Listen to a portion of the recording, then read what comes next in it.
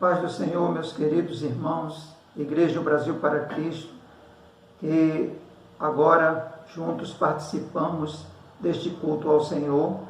Convido você à meditação da Palavra de Deus, através da mensagem que vos trago. Páscoa, ontem e hoje.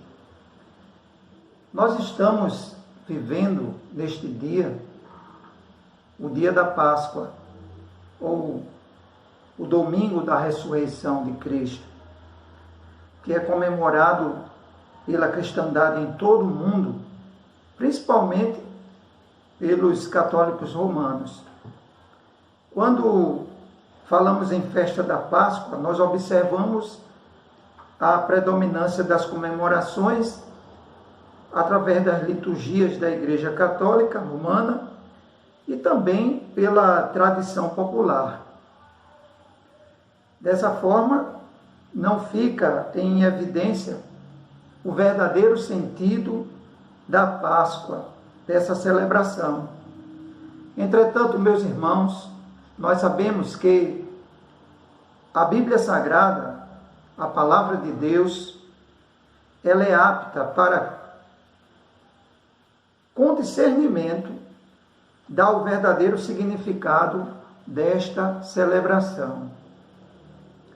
Nós vemos então nas comemorações a mistura dos ritos religiosos e das tradições populares e também da enfática investida do comércio.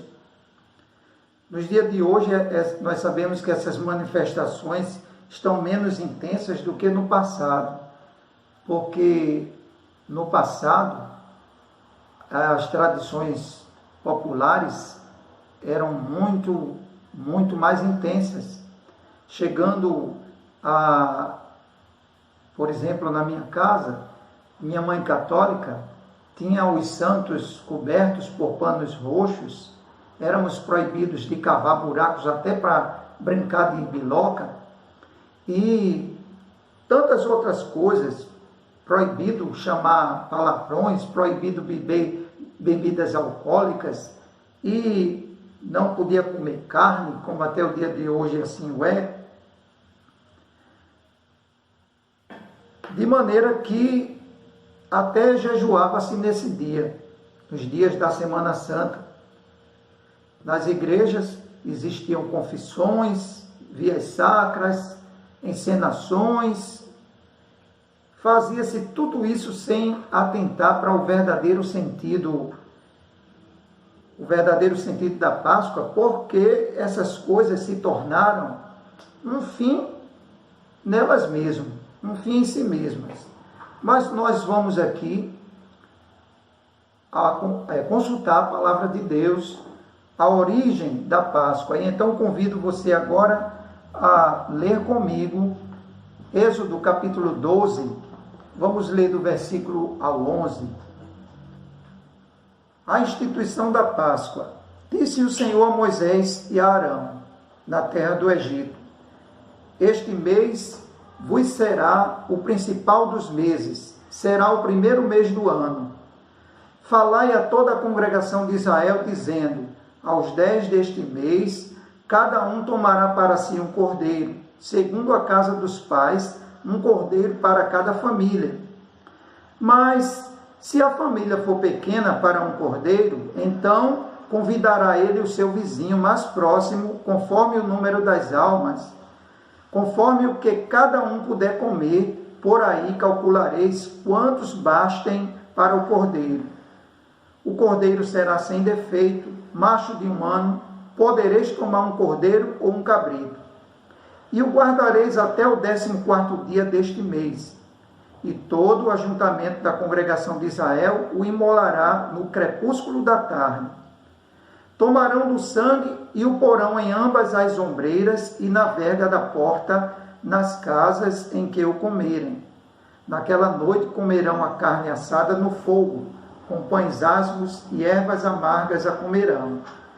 Não comereis do animal nada cru, nem cozido em água, porém assado ao fogo, a cabeça, as pernas e a fressura.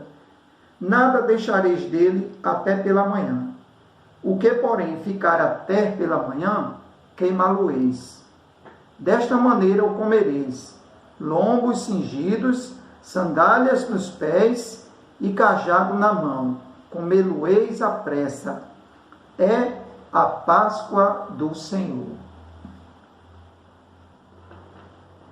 O termo Páscoa, originalmente, vem do hebraico, a pronúncia eu não sei corretamente, mas é o que está escrito, Pessah ou Pesach, e significa passar por cima, ou simplesmente passagem. Mais tarde, com a língua latina, com o latim, veio o termo Páscoa.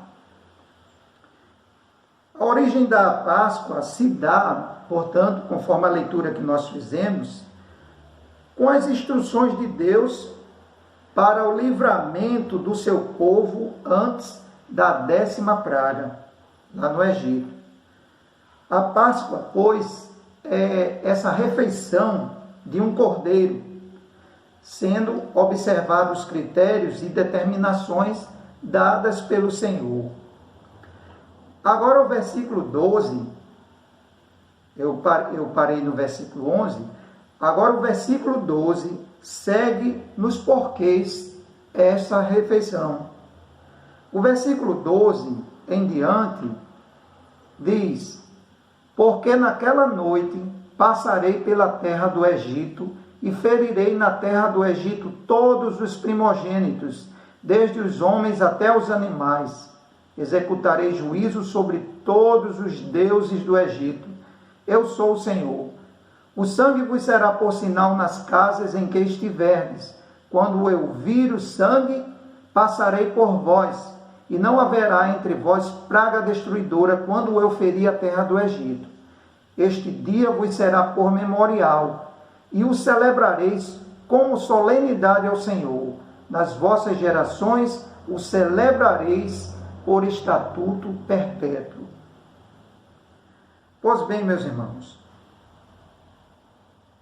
para o livramento da morte dos primogênitos e, claro, consequente libertação do povo hebreu da escravidão egípcia. Os judeus, então, obedeceram essa ordenança de Deus em toda a história do pós-Egito. Claro, o Senhor disse que seria um estatuto, uma celebração de estatuto perpétuo. Nós observamos então na história do povo de Deus essa celebração constante. Por exemplo, Josué, quando antes da destruição da cidade de Jericó, a Páscoa foi celebrada nas campinas de Jericó. Está lá em Josué capítulo 5, verso 10.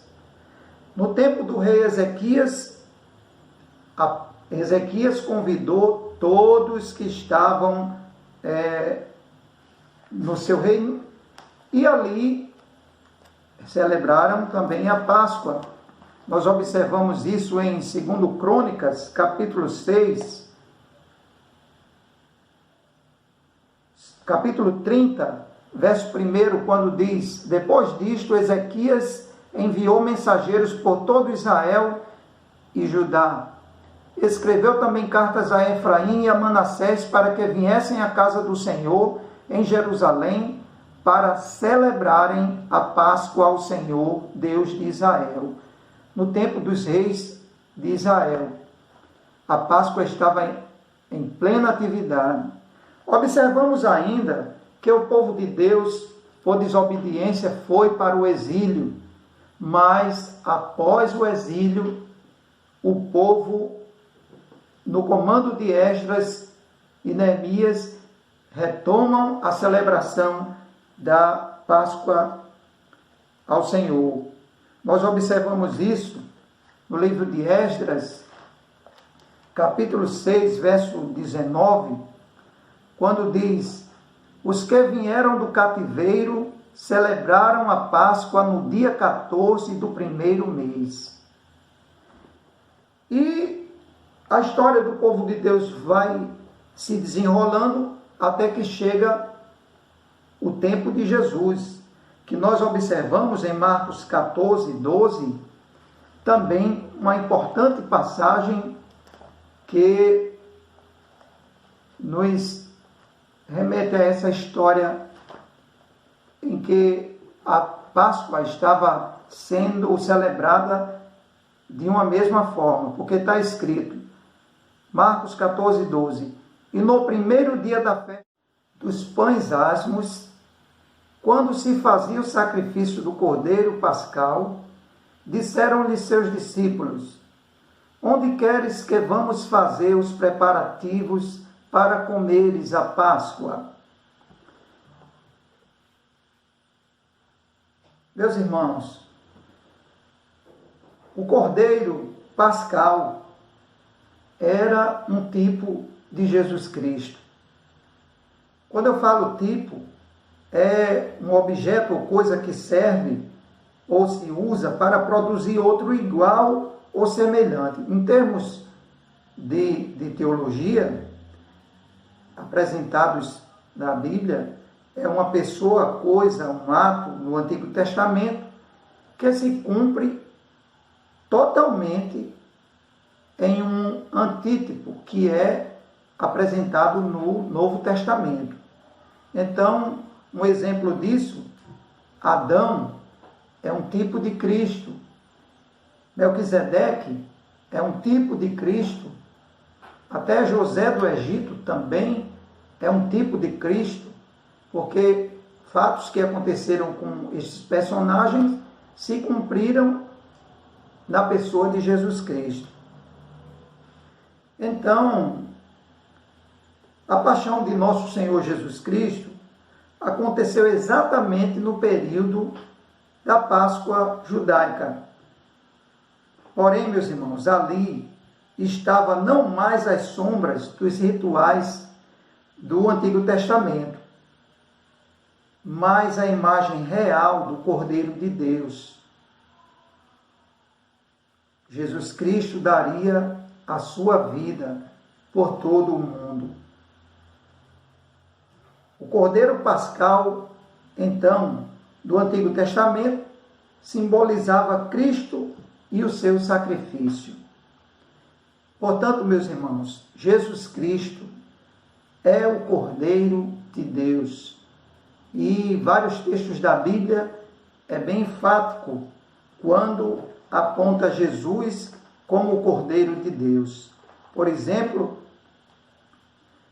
nós conhecemos a passagem de João, capítulo 1, versículo 29, quando João apresenta Jesus dizendo, deixe-me ler aqui. No dia seguinte, viu João a Jesus que vinha para ele e disse, eis o Cordeiro de Deus que tira o pecado do mundo. No mesmo capítulo, no versículo 35, diz, no dia seguinte, estava João outra vez na companhia de 2 dos seus discípulos e vendo Jesus passar, disse, eis o Cordeiro de Deus. Uma passagem que me traz também uma grande ênfase na apresentação de Jesus como Cordeiro de Deus está em Atos capítulo 8, versículo do 29 em diante. Quando Atos capítulo 8 é a passagem da conversão do alto oficial da rainha dos etíopes, da Etiópia, que foi adorar em Jerusalém e voltava já para sua terra. Então, capítulo 8, verso 29, nos diz o seguinte, disse o Espírito a Filipe, chega-te e ajunta-te a esse carro. Correndo, Filipe ouviu que lia o profeta Isaías e perguntou, entendes tu o que lês? Ele respondeu: como poderei entender se alguém não me ensinar? E rogou a Filipe que subisse e com ele se assentasse. O lugar da escritura que lia era este: foi levado como ovelha para o matadouro. E como está mudo o cordeiro diante do que o tosquia, assim não abriu a sua boca. Na sua humilhação negaram-lhe justiça. Quem contará a sua geração? Pois a sua vida é tirada da terra. Respondendo o eunuco a Filipe, disse: rogo-te, de quem diz isto o profeta? De si mesmo ou de algum outro? Então Filipe, abrindo a sua boca e começando nesta escritura, anunciou-lhe a Jesus. Meus queridos irmãos, em Jesus são cumpridas todos os símbolos apontados pela celebração da Páscoa, que agora ganha um novo sentido e deve ser celebrada de outra forma. Primeiro, porque ele é o verdadeiro Cordeiro Pascal. Depois, porque a libertação agora é do pecado, que é a verdadeira libertação do homem. Não mais a libertação só de um país que escravizou o outro, mas a libertação do pecado. E, em terceiro lugar, a rejeição do seu sacrifício trará o inevitável juízo de Deus sobre todos os que não creem. Bem, a Páscoa, ela, no cristianismo,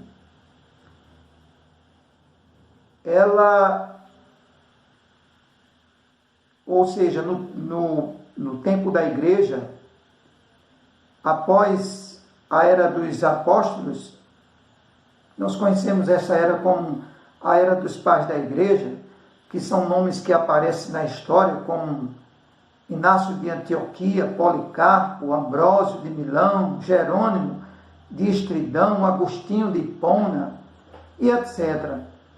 Até a fusão da igreja romana com a igreja perseguida.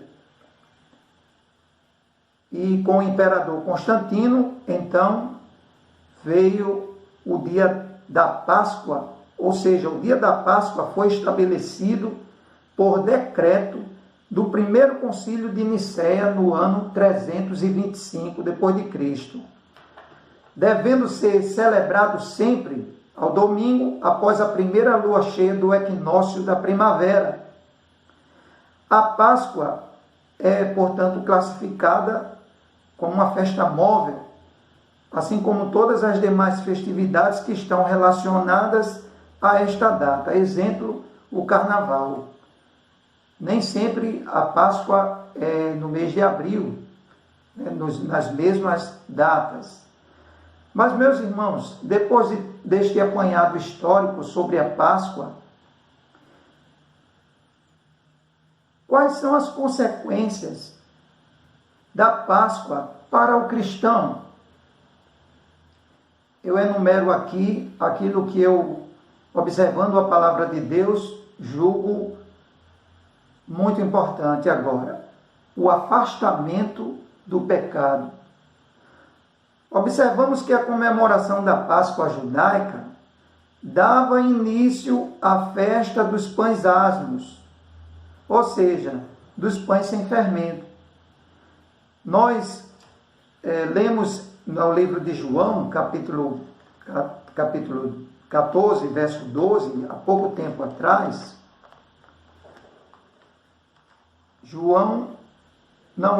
Marcos capítulo 12, verso 14, verso 12. Marcos 14, 12. E no primeiro dia da festa dos pães asmos, veja só, no primeiro dia da festa dos pães sem fermento, quando se fazia o sacrifício do Cordeiro Pascal, isso quer dizer, a Páscoa tomava lugar no primeiro dia da festa dos pães asmos. Então, durante 7 dias, ninguém deveria comer fermento, ou mesmo até tê-lo em casa, nas suas prateleiras ou mesas. Não podiam nem manuseá-lo. Bem, isso lá no Egito, na lei. Quando a gente vem para o Novo Testamento, o apelo do apóstolo Paulo é o seguinte, meus irmãos. Podemos ler em 1 Coríntios, capítulo 5, versículo 6 e 8.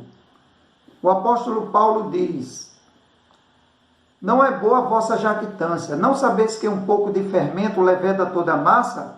Lançai fora o fermento velho, para que sejais uma nova massa, assim como sois sem fermento.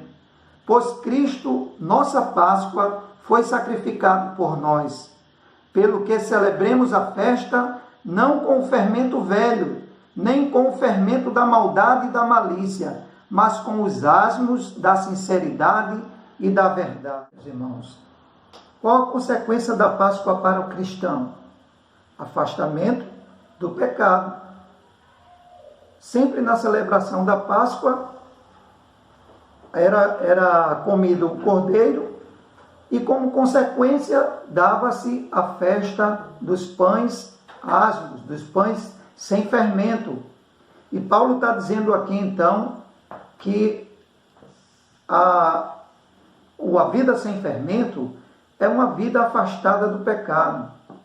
E se comemoramos hoje o dia de Páscoa ou o dia da ressurreição de Jesus, nós podemos aqui também nos reportar a Colossenses, capítulo 3, que completa então essa mensagem paulina, quando ele escreve aos Colossenses, dizendo: portanto, se fostes ressuscitados com Cristo, buscai as coisas que são de cima, onde Cristo está assentado à destra de Deus.